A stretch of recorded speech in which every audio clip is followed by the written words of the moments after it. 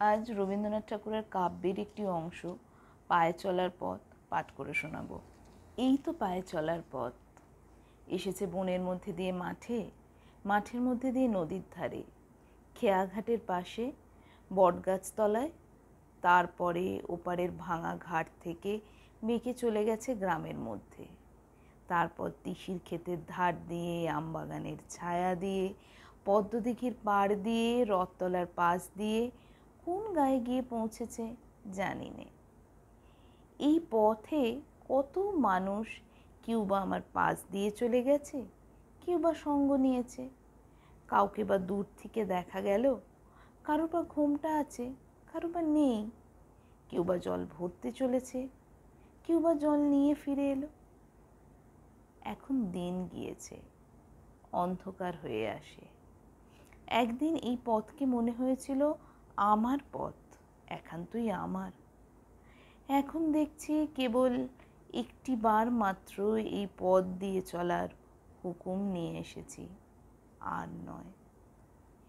নিবুতলা উজিয়ে সেই পুকুর পাড়, দ্বাদশ দেউলের ঘাট, নদীর চর, গোয়ালবাড়ির ধানের গোলা পেরিয়ে সেই চেনা চাউনি, চেনা কথা, চেনা মুখের মহলে আর একটিবারও ফিরে গিয়ে বলা হবে না, এই যে এই পথ যে চলার পথ, ফেরার পথ নয়। আজ ধূসর সন্ধ্যায় একবার পিছন ফিরে তাকালুম, দেখলুম এই পথটি বহু বিস্তৃত পদচিহ্নের পদাবলী, ভৈরবীর সুরে বাঁধা।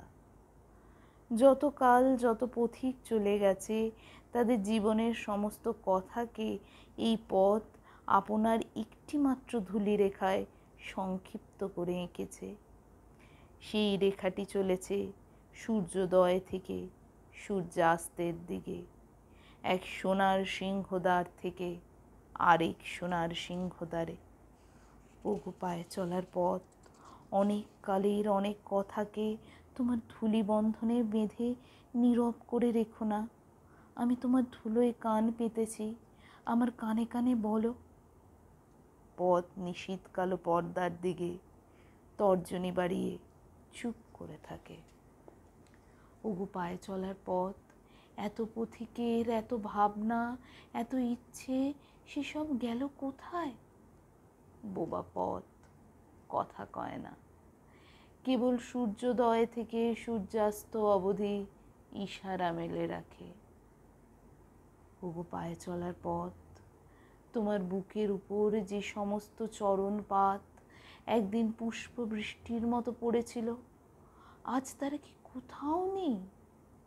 পথকে নিজেরও শেষকে জানে, যেখানে লুপ্ত ফুল আর স্তব্ধ গান পৌঁছালো, যেখানে তারার আলোয়, অনির্বাণ বেদনায় দেওয়ালির উৎসব।